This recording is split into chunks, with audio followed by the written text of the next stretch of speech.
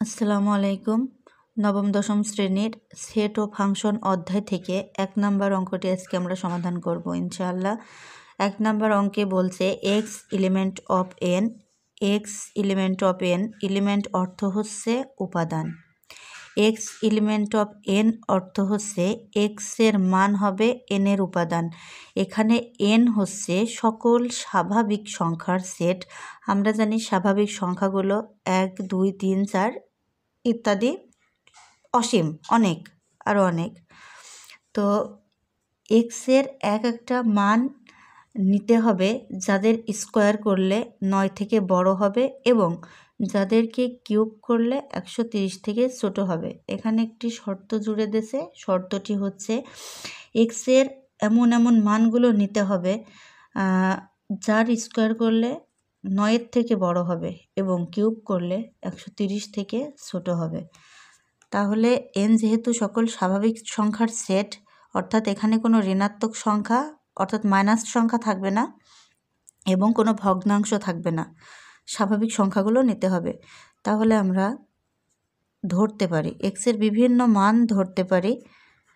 যখন এক্সের মান আমরা নেব 1, তখন এক্সের স্কোয়ার মানে 1-এর স্কোয়ার করলে তাহলে 1 হবে, যেটা ৯ থেকে বড় নয়। তাইলে আমরা নট গ্রেটার দ্যান দিতে পারি এবং 1-এর কিউব করলে 1 হয়, যেটা ১৩০ থেকে ছোট। তাহলে এখানে আমরা দেখছি যে এই কন্ডিশনটা ফিল আপ করে নাই, কিন্তু এই কন্ডিশনটা মানছে। এক্সের মান যদি 1 নেই তাহলে এই শর্তটা পূরণ করে না, কিন্তু পরবর্তী কিউবের যে শর্তটা আছে এটা পূরণ করে। যেহেতু আমার একটা পূরণ করছে, একটা শর্ত পূরণ করছে না, তাই এই মানটা নেওয়া যাবে না। যখন দুটো শর্তই পূরণ করবে তখন এক্সের মানগুলো আমরা নিতে পারবো। যে মানগুলো দিয়ে দুটো শর্তই পূরণ করবে সেই মানগুলো নিতে পারবো। এক্সের মান যখন আমরা 2 ধরছি, 2 ধরবো, তাহলে 2-র স্কোয়ার করলে 4 হয়। যেহেতু 4 9 থেকে ছোটো, তাই নট গ্রেটার দ্যান দিতে পারি। আবার 2-র কিউব করলে 8 হয়। যেহেতু 8 130 থেকে ছোট, তাই এই শর্তটা পূরণ করে। আবার এক্সের মান যখন আমরা 3 নেব, তো 3-কে এক্সের স্কোয়ার মানে 3-র স্কোয়ার করব, 3 3-কে 9। এইটা ইকুয়াল গ্রেটার দ্যান হয়, এইটাও নেওয়া যাবে না, যেহেতু শর্তে আমার ইকুয়াল গ্রেটার দ্যান বলে নাই। আমার শর্তে বলছে যে গ্রেটার দ্যান মানে 9 থেকে বড় হওয়া লাগবে এবং 3-র কিউব করলে 3 3-কে 9, 3 9 27 হয়, যেটা 130 থেকে ছোট।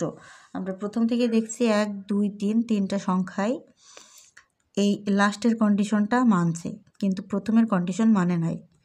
এক্সের মান যখন 4 নেব, 4-এর স্কোয়ার করলে 16 হয়, যেটা 9 থেকে বড়, কন্ডিশন এটা মানে, এবং 4-এর কিউব করলে 4 4 16 4 16 64 হয়। আমরা বলেছি যখন দুটো শর্তই মানবে তখন আমরা সেই সংখ্যাটা নিতে পারবো। যেহেতু যখন এক্সের মান আমরা 4 নিচ্ছি তখন আমাদের দুটো শর্তই মানছে, তাহলে আমাদের এক্সের মান 4 এটা আমরা নিতে পারবো। আবার যখন এক্সের মান 5 ধরবো, এটা আমরা এই অঙ্কটা আমাদের আছে তালিকা পদ্ধতিতে, এটা আমরা সেট গঠন পদ্ধতিতে আছে, এটা আমরা তালিকা পদ্ধতিতে নেব। আবার যখন এক্স সমান 5 নিচ্ছি, 5-এর স্কোয়ার করলে 25, এটা 9 থেকে বড়, এবং 5-এর কিউব করলে 125, যেটা 130 থেকে ছোট। 4 এবং 5 দুটো সংখ্যায় আমাদের শর্ত পূরণ করে। যখন এক্সের মান 6 নেব, 6-এর স্কোয়ার করলে 36 হয়, যেটা 9 থেকে বড়। 6 কিউব করলে 216 হয়,